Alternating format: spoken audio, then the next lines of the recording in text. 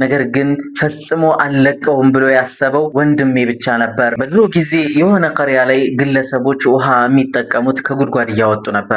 በዛ ጉድጓድ ውስጥ ታዲያ እያስገቡ ውሃ እያወጡ ሰዎች ይጠቀማሉ። እንደተለመደው ከጉድጓድ ውስጥ ውሃ ለማውጣት በሚሞክሩ ሰዓት ግን ያቺ የሚያወጡባት ጣሳዋ እዛው ትቀራለች። ድጋሚ ሌላ ደግሞ አስረው ያስገባሉ። እየተፈታ ያቺ ጣሳዋ እዛ ትቀራለች። ይህ ነገር በጣም ተደጋገመባቸውና በጣም ጨነቃቸው። ውስጥ ላይ የሆነ አጋንንት ነገር ቢኖር እንጂ ማንም ሊያስቀርበን አይችልም በማለትም እርስ በራሳቸው ተነጋገሩ። ታዲያ ይህ ነገር ሲያሰለቻቸው በመጨረሻ መፍትሄ ፍለጋ ወደዛ ወደዚህ አሉ። የሆነ ሰው እንዲህ ብሎ ሐሳብ ሰጣቸው። አንድ ግለሰብ ከኛ መካከል ከገመዱ ጋር አብረን እንክተተው እናስገባውና ከዛ በኋላ ምን እንደሚበጥስብን ወይም ምን እንደሚፈታብን ገመዱን እንዲመለከትልን እናድርግ በማለትም ሐሳብ ይነግራቸዋል። ሰዎችም በዚህ ተስማሙ። ነገር ግን ውስጥ የሚያስቀርባቸው ነገር ምን እንደሆነ አላወቁም። በዚህም የተነሳ ፈጽሞ ሊደፍር የፈለገ ማንም ሰው አልነበረም። ምክንያቱም ውስጥ ላይ የሚያስቀርባቸው አውሬ ይሁን ጅን ምን እንደሆነ ሊያውቁ አልቻሉም። ታዲያ በዚህ ሰዓት አንድ ግለሰብ አለ። ይህ ሰው ወጣት ነው፣ ጀግና ነው፣ በብዙ ነገሮች ላይ ራሱን የሚያጋፍጥ የሆነ ግለሰብ ነው። ብዙ ጊዜ ፍርሃት የሚባል ነገር አያሸንፈውም። ሁሉም ሰዎች ታዲያ ይህን ግለሰብ አስታወሱና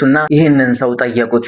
እባክህን ውሃ ለማውጣት አልቻልንም። ውሃ ለማውጣት ብለን ባልዲውን ስናስገባው ከባልዲው ገመዱን እየፈታ የሚያስቀርብን ውስጥ ላይ የሆነ ነገር አለ። ያንን ደግሞ ልናየውም ልናውቅም አልቻልንም። ጨለማ ነው እንደምትመለከተው። ስለዚህ አንድ ግለሰብ ወደታች ወርዶ እንዲመለከትልን ፈለግን። እሱም አሰበና አንድ መስፈርትን አስቀመጠላቸው። መስፈርቱ በጣም ከባድ ነው። ምክንያቱም እዛ አካባቢ የማይገኝ የሆነ መስፈርት ነው። ገመዱን ስትይዙ እኔን ለማውጣት ለመጎተት ስታስቡ ወንድሜ ሊኖር ይገባል። እሱም ብቻ ነው ላምነው የምችለው። ሁላችሁንም አላምናችሁም። ምናልባትም እዛ ከገባው በኋላ ልትለቁኝ ትችላላችሁ በማለት ሐሳብ ሰጣቸው። አጋጣሚ ሆኖ ደግሞ ወንድሙ እዛ ሀገር አይኖርም። በጣም ሩቅ ሀገር ነው የሚኖረው። እነሱም ወደ ውስጥ የሚገባ ሰው ሌላ ሰው ስላጡ እሱም ብቻ እንደ ተስፋ ስለያዙ ያ ወንድሙ ከሩቅ ሀገር እንዲመጣ አስደረጉ። ነገር ግን ጥያቄ ሆኖባቸዋል። እኛ አንችለውም እንዴ? እኛንስ እንዴት አያምነንም? መጎተት ከሆነ መጎተት ነው፣ ቀላል ነው በማለትም ሐሳባቸውን ያንሸራሽሩ ነበረ። እሱ ግን መስፈርቱ መስፈርት ነው። ወንድሙ እስካልመጣ ድረስ እዛ ጉድጓድ ውስጥ ሊገባ አልፈቀደም ነበረ።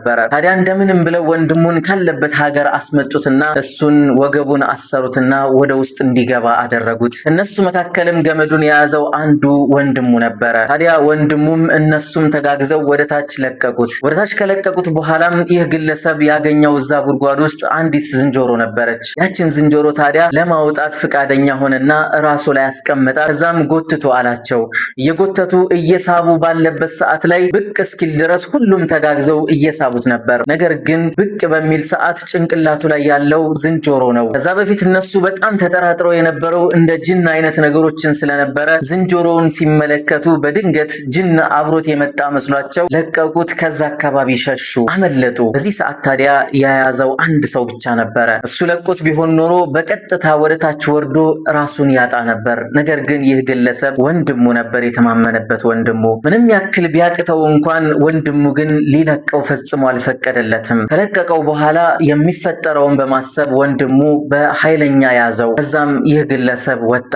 ከወጣ በኋላም ወንድሜን ከሩቅ ሀገር ያስመጣዋችሁ ለዚህ ነበረ። አያችሁ፣ ይሄንን ዝንጀሮ ፈርታችሁ ለቃችሁኛል። ነገር ግን ፈጽሞ አልለቀውም ብሎ ያሰበው ወንድሜ ብቻ ነበር። ይህ ግለሰብ የታየው ነገር ግን ሁሉም ያልታያቸው አንድ ሚስጥር ቢኖር ወንድም በመጨረሻ ሰዓት እንደሚያስብልህና የመጨረሻ ሰዓት ላይ እንደሚደርስልህ ነው። ወንድምህ ምንም ያክል ጸብ ቢኖር በመካከላችሁ መጨረሻ ላይ ግን ሊደርስልህ የሚችለው እሱ ብቻ ነው። ስለዚህ ከእናት ከአባትህ የሆነው ወንድምህ ምንም ያክል ጸብና ቁርሾ ቢኖራችሁ መጨረሻ ላይ ወሳኝ የሆነው እሱ ስለሆነ እሱ ጋር ያለህን ሁኔታ አዛምድ፣ አስተካከል። የዛሬው መልእክቴ ነው። ሰላም አለይኩም።